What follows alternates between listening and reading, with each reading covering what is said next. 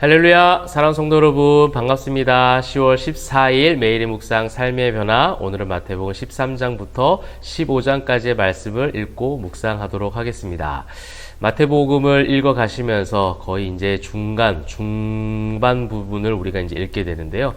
읽어 오시면서 여러분 어떤 신앙의 고백이 있으십니까? 결국 굉장히 단순한 메시지를 주고 계세요.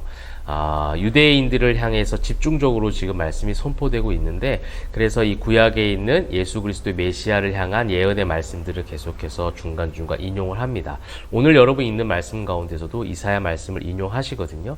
그런 구약의 선지서를 통해서 주신 그 메시아 예언, 그 말씀들을 인용하시며 유대인들로 하여금 너희가 지금 빠져있는 율법주의, 종교주의에서 벗어나서 참된 신앙, 그러니까 하나님을 바라보는 것이고, 그 하나님 아버지를 본 것과 같이 예수 그리스도를 보는 그 메시아의 참된 구원의 은혜를 바라보는 신앙, 그 믿음, 이것을 지금 회복하길 원하시는 거거든요.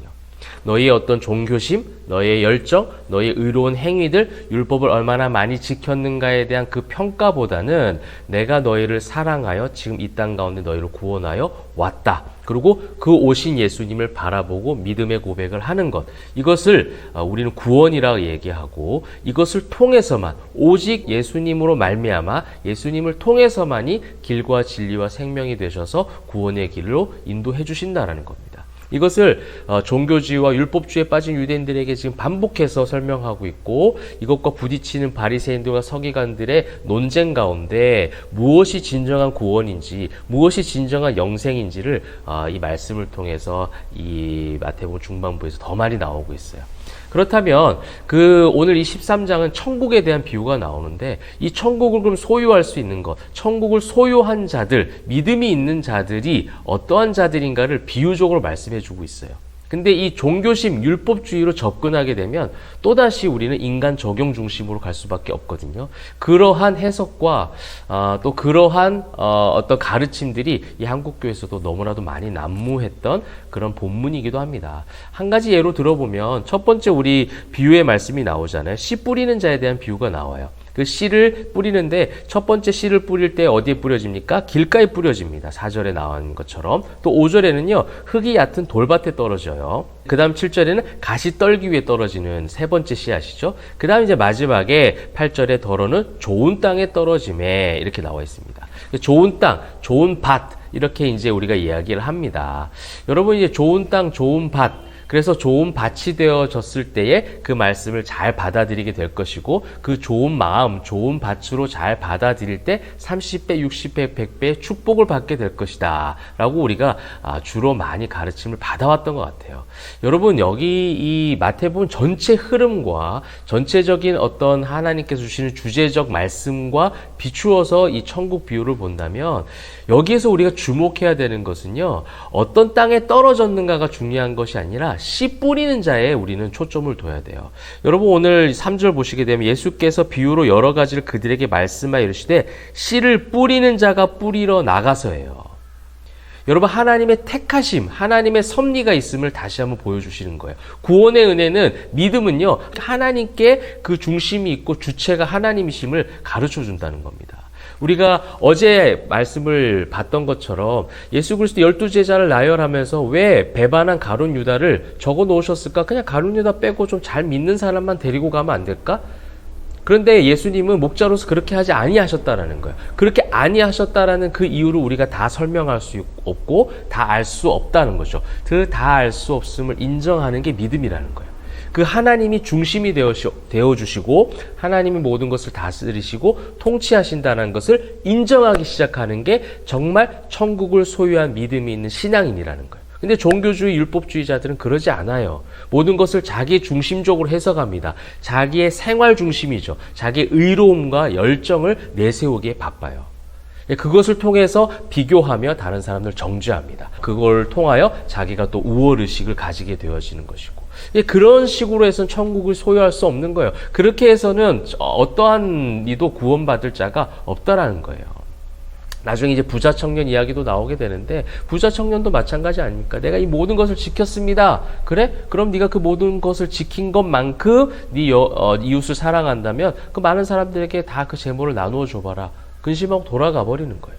정말 그 율법에 담겨진 하나님의 마음을 알지 못하는 겁니다. 예수를 통해서 율법을 지켜가는 것이 아니에요. 예수를 배제하고 하나님을 배제하고 율법을 지키고 율법 중심적으로 가게 되면 이 천국을 소유한 자가 될 수 없다라는 겁니다. 근데 천국을 소유하는 자들의 가장 중심적 주체가 무엇이냐면 씨를 뿌리는 그 하나님께 있다라는 거예요.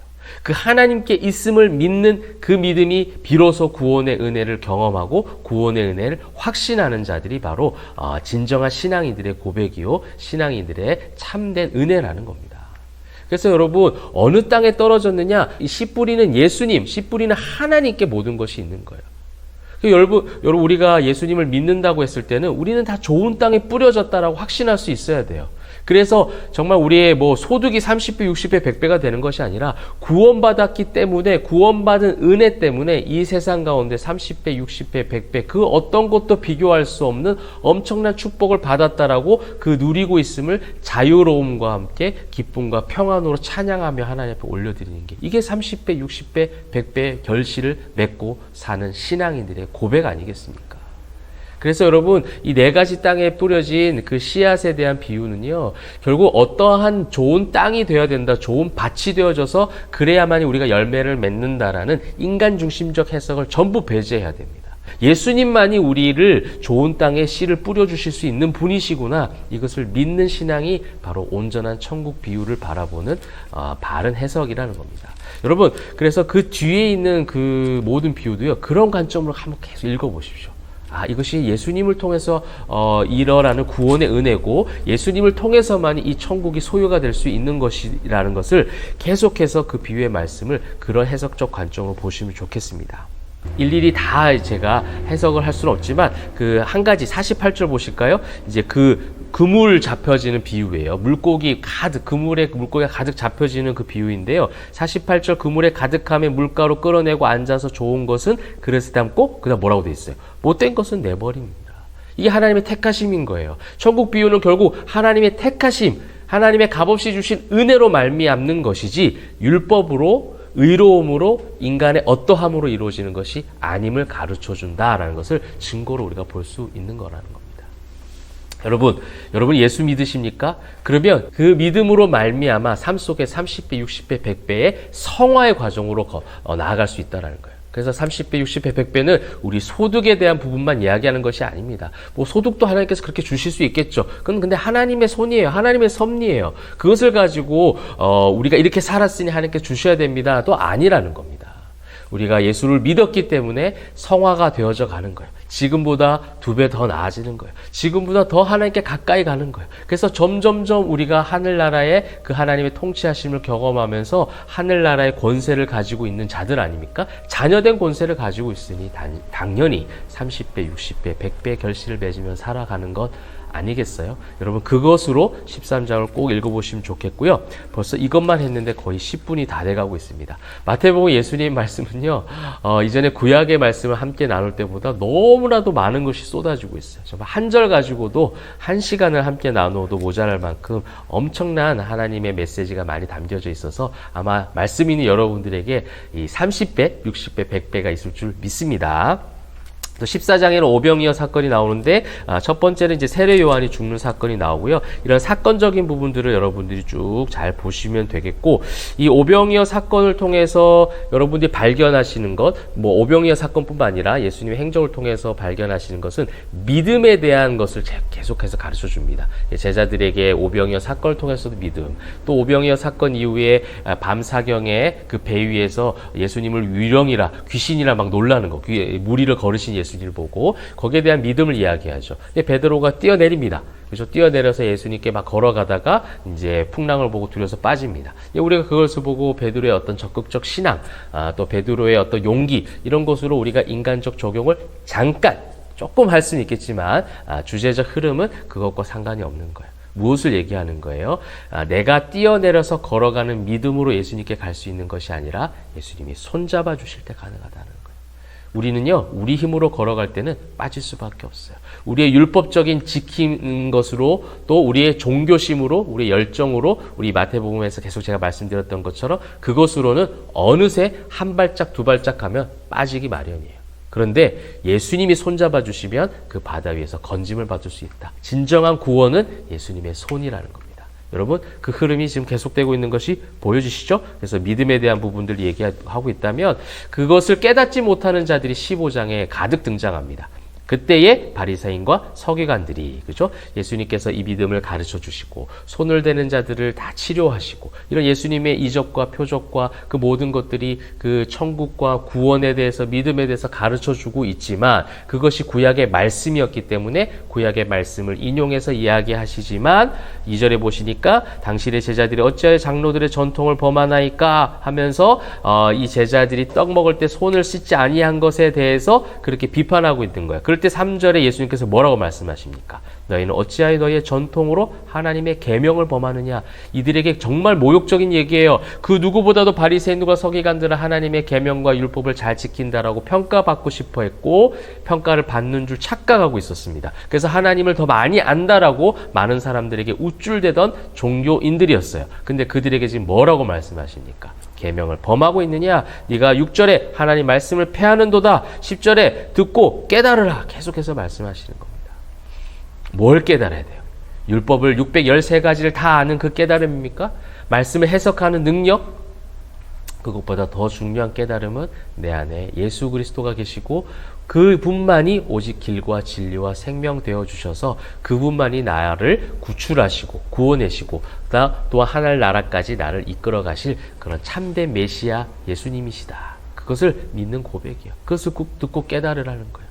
하나님께 주신 계명이 왜 우리에게 그 계명이 주어졌느냐. 우리에게 왜 그런 하나님의 구약의 말씀을 허락하셨고 이스라엘 백성들을 왜 역사 가운데 그렇게 지키시고 보호하신 이유는 바로 이 예수 그리스도를 보내시기 위함이었다라는 것을 바리새인들과 서기관들이 구약의 말씀을 많이 아는데도 불구하고 지식적으로는 알지만 구원에 이르는 지혜가 없었다라는 거예요. 그것을 지금 15장에서 깨달음과 믿음에 대한 부분들을 가르쳐주고 계시죠. 그럴 때에 22절에 보시면 가난한 여자가 와서 소리 지릅니다. 내 딸을 고쳐주십시오. 귀신 들린 내 딸을 고쳐주십시오. 예수님이 듣지 않고 계세요. 그러니까 제자들이 그것을 보고요. 예수님의 마음을 오해하고 그를 쫓아내버리려고 자꾸 합니다. 그럴 때 예수님께서 한 번 더 말씀하세요. 이스라엘 집에 잃어버린 양회에는 다른 데로 보내심을 받지 아니하였노라. 하나님의 그 택하신 백성에 대한 구원의 메시지를 한번 가르쳐 주신 이후에 그 여자가 말합니다. 주여 저를 도와주시옵소서 하면서 개들도 제 주인의 상에서 떨어지는 부스러기를 먹습니다. 이럴 때 여자여 내 믿음이 크도다. 믿음이 작았던 베드로, 믿음이 패역하고 믿음이 없었던 제자들과 비교한 아무리 말씀을 많이 알고 있었던 바리새인들과 서기관들이었지만 예수를 알지 못했던 그 모든 자들과 비교해서 그 가나안 여자, 너무나도 연약했던 그 가나안 여자, 땅에서 떨어지는 부스러기 같은 은혜라도 사모했던 그 여인의 믿음을 예수님께서 이미 허락하셨고 그 믿음을 보여주시기 위해서 이러한 대화들을 지금 하셨다라는 거예요. 그래서 네 믿음이 크도다 이렇게 지금 이야기하고 있어요. 그래서 믿음에 대해서 진정한 믿음, 진실된 믿음이 무엇인지를 마태복음을 통해서 계속해서 가르쳐주고 계십니다. 사랑하는 성도 여러분, 우리는 예수를 믿는 자들입니다. 그거면 충분합니다. 예수를 믿는 신앙과 그 믿음으로 30배, 60배, 100배로 성화되어져가는 저희 모두가 되면 좋겠고요. 우리 매일의 묵상을 참여하고 있는 우리 모든 성도들은 말씀을 통해서 그 우둔함이 사라지고 귀가 열려져서 주님의 말씀이 들려질 때에 온전한 믿음으로 승리하시면 좋겠습니다. 또 이번 주말 잘 마무리하시고요. 내일 주일 예배에도 승리하는 저와 여러분 되시기를 주님의 이름으로 축복합니다. 기도하겠습니다. 사랑과 은혜가 풍성하신 하나님, 우리에게 허락하신 믿음으로 살아갑니다. 믿음으로 말미암아 승리합니다. 믿음으로 나아갈 때에 넉넉히 이 험한 세상 가운데서도 하나님 말씀으로 승리하는 주의 모든 백성들 다 되게 하여 주시옵소서. 감사드리며 살아계신 예수 그리스도의 이름으로 기도합니다. 아멘.